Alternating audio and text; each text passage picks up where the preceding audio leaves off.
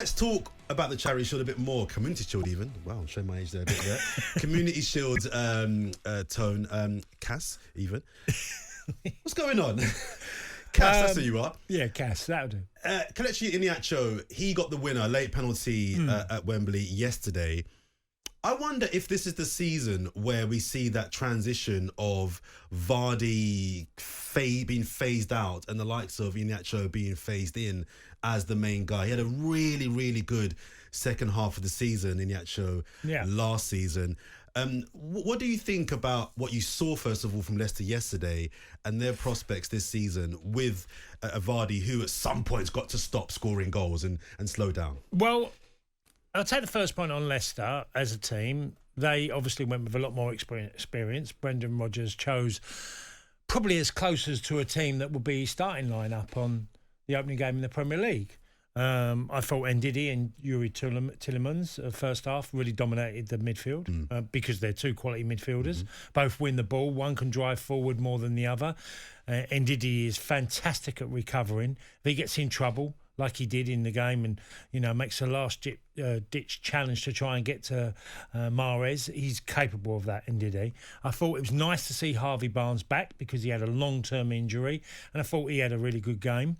They just looked a much more ready, complete, experienced side that City faced yesterday, and touching on Vardy, and I sort of said what you said yesterday. It'll be a really interesting season for Jamie Vardy because last season, first 3 months, 4 months, it was up at the top of the goal scoring charts and played really well, kept scoring goals.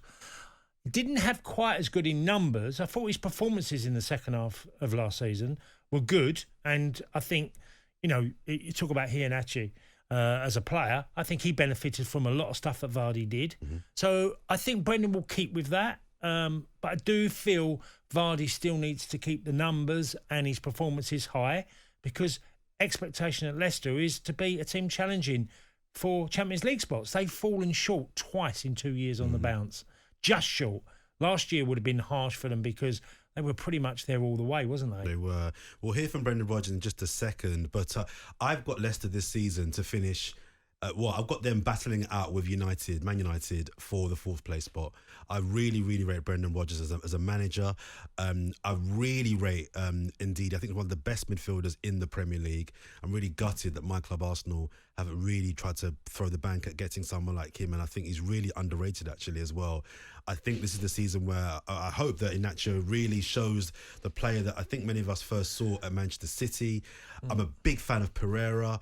I'm a big fan of Harvey Barnes. I think that he started to add goals to his game. I like his directness, and I really, really feel like Leicester City, this finally will be the year that they do get. I think it'll be them or United at this stage. I would predict to get in that top four. How much do you think Brendan Rodgers would have learned from the last two failings of missing out on top four, able to get them into that spot? 'Cause I think this is the time now where, if I'm the owner, I'm saying, okay, you've got the cut, you've done well, I need fourth now, I need top four. Yeah, I think they needed to bolster their squad because it's testing, it's gruelling over the course of a season, and I think they left it a little bit short. And that's what he's done this year. He's added in, they brought in Soumani from Lille, who's another really, really top midfielder, which is a great sign for Leicester because if you lose Tielemans, you lose Ndidi. I think they've got a real ideal replacement to come in because he's another holding defensive midfielder. So I think the signs are really good at Leicester. And you touched on about, Ndidi leaving to go into Arsenal is Leicester is an exciting place to be. Yeah. They pay good money. Yeah, and they've gone after a lot of players. They've got a good side. Even defensively, they had a lot of bad injuries last year. People have touched on it, but you actually go through. They had one time, the start of the season, they had like 3 out the back 4 out. They did. James Justin was fantastic for them last year, then got a bad injury. I saw the lad at Luton, saw him come through and thought, it'd be a great test for him when he goes to Leicester, whether we get in the team. He cruised into the team and didn't let them down left or right back. They had Pereira out injured, who you touched on. They've had some good players out. Johnny Evans was out for periods of the season and he wasn't obviously available yesterday. So things are good at Leicester. They've got a really... And a manager that I believe plays the game in the manner of being attack-minded. He wants to take it to the opposition. let's remind ourselves, they've lost some big players as well. They've sold big players along the way. N'Golo Kante was a massive loss. Riyad Mahrez leaving. Again, okay, you could say Drinkwater, but his career's gone the other way. It's gone completely sideways. But at the time, he was a top player for them. So lots of things have happened. Maguire. Yeah, you forget about Harry Maguire. No, Maguire leaving the football club. They've still managed to be competitive with big signings, that other clubs have made, taking their elite players. Well, Brendan Rodgers, the Leicester manager, spoke to talkSPORT after his side's 1-0 win over Manchester City. Here's what he said. A great day for us, a historical day.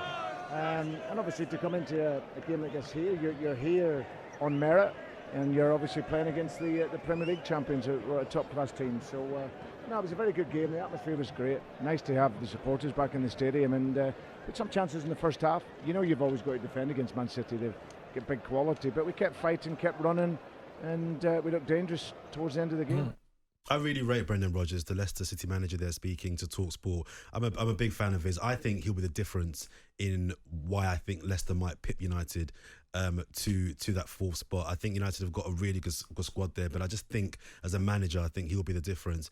You mentioned some of the players they've lost over the last 5 years or so, transferred out the club. You mentioned some injuries they had last year as well. They've got a massive injury with Fofana, who we're told will be out until 2022. I think he was one of the best central potential defenders in the league last year in his first season in the Premier League.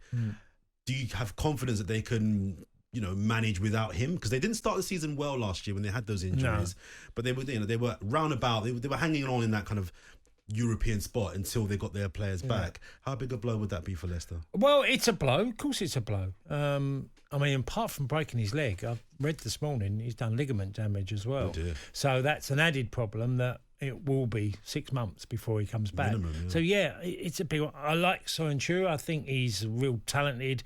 Sometimes takes a bit of a risk with the ball, but very quick and very good on the ball as well. I think Johnny Evans, again, will be pivotal to them because his experience and the way he just ties all that back four together. They're fine in full-back positions. I think you could say that, once they're all fit, they're very, very comfortable. Do you know Castagna? You think Pereira. They're good strong players. in that area. They are. Yeah. Do you know someone that I think doesn't get spoken about enough, and I think he's amazing? It's the keeper, Kasper Schmeichel. Oh, absolutely. I would say after Edison and Alisson, I think he's the best keeper in the league, and I think he's been one of the top 3, top 5 keepers in the league for about 5 years. Do you know what? He's the one player that makes me feel old. Right, I say that. Do you know why he makes me feel old? Go on. Because he's the son of Schmeichel, and I played against Schmeichel. And he's 34. Yeah. It's in the twilight of his career. It makes me feel old. Kasper Schmeichel, please be 26. I'm like, but you're right. He's a brilliant keeper. I think he's got the persona of a keeper that absolutely a back four trusts. Yes. He's vocal. Yes. You can feel and you can just sense that he commands everything at the back line. And he will make a mistake, but he never gets affected by it. And I think his consistency has been outstanding for Leicester. So you're absolutely right.